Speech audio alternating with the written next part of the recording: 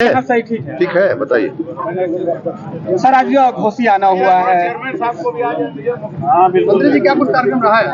आज मैं मऊ जिले के प्रवास पर आया। सबसे पहले वलीदपुर में बिजली के एक सब स्टेशन का जो 5 MVA का था, उनको वहाँ जनता की मांग थी कि उसकी क्षमता बढ़ाई जाए, उसको 10 MVA करने का कार्य पूरा हुआ।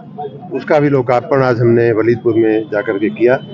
उसके बाद वलीदपुर से घोसी आते समय कई जगहों पर जनसंपर्क करने का भी अवसर मिला और ख़ास करके मुझे इस बात का संतोष है कि बचपन से मेरे मन में देवलास जाने की इच्छा रही थी, वो आज पूरी हुई है। महर्षि देवल का और भगवान सूर्य के दिव्य मंदिर का आज दर्शन करने का अवसर मिला। उस क्षेत्र के अन्य भी कई मंदिरों में जाना हुआ और आज एक बड़ा काम जो हो रहा है वो मऊ जिले के 3 प्रमुख बस स्टेशनों के कायाकल्प का, पुनर्निर्माण का, उच्चीकरण के कार्य को हमारे माननीय परिवहन मंत्री जी ने, माननीय मुख्यमंत्री जी ने, माननीय वित्त मंत्री जी ने मंजूरी दिया हमारे आग्रह पर और उनका मैं धन्यवाद करता हूं।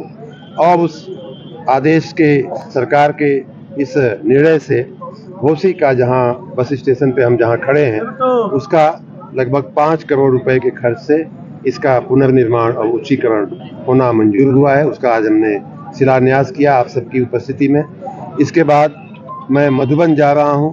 मधुबन के बस स्टेशन का भी उसी प्रकार से पुनर्निर्माण और उच्चीकरण करने का मंजूरी हुई है। उसका भी शिलान्यास आज किया जाएगा और दोहरी घाट के बस स्टेशन का भी लगभग 14.5 करोड़ रुपए के खर्च से उसका भी पुनर्निर्माण और उच्चीकरण का काम मंजूर हुआ है। उसको भी आज शिलान्यास किया जाएगा।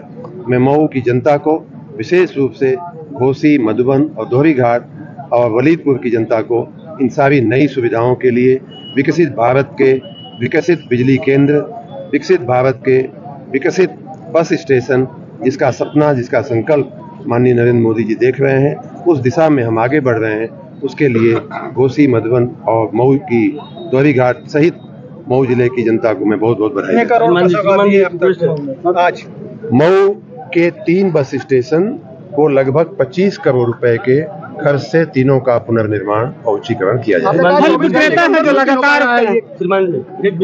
के अंदर ही मुमकिन हो पाया है। 24 घंटे के अंदर यूं मुमकिन हुआ कि ये प्रस्ताव, आप जानते हैं कि सरकार में कई बार अगर पीछा न किया जाए तो पड़ा रह जाता। 24 घंटा अपने लिए बहुत महत्वपूर्ण था क्योंकि फिर आचार संहिता लग जाती, फिर 2 महीने 4 महीने निकल जाते, फिर बात भूल जाती है। यही पीछे होता रहा है। तो इसलिए मैं सबका धन्यवाद करता हूं वित्त विभाग के अधिकारियों का कि उन्होंने हमारे निवेदन को, हमारे आग्रह का उन्होंने सम्मान किया और कल उन्होंने फटाफट ये सारी फाइलें क्लियर कर दी। क्योंकि इस समय वित्त विभाग पे बहुत प्रेशर होता है, समय कम होता है, मार्च का महीना वैसे भी है और चूंकि चुनाव आचार संहिता लगनी है तो इसलिए उनके ऊपर आने वाले दिनों में अपेक्षित है, आने वाले किसी भी दिन लग सकती है। कुछ महिलाएं तो इसलिए सर कुछ महिलाओं ने भी आपको पत्र दिया? कई महिलाओं ने कई प्रकार की बातें हमें किया है। किसी को बताई, एक माता जी मिली थी जिन्होंने कहा कि राशन तो मिल रहा है लेकिन मकान अभी नहीं मिला। हमने कहा कि अवश्य इसको देखा जाएगा। कुछ महिलाएं कहीं उनका डेरा होगा, रहने का स्थान होगा, वहां से उनको डर है कि उन्हें खाली कराया जाएगा या खाली कराने की बात चली। ऐसी बहुत सारी बिजली की समस्याओं से परेशान है समस्याओं से सर, बिजली का जो आई आ रही है, बिजली कभी नहीं आई। कोई समस्या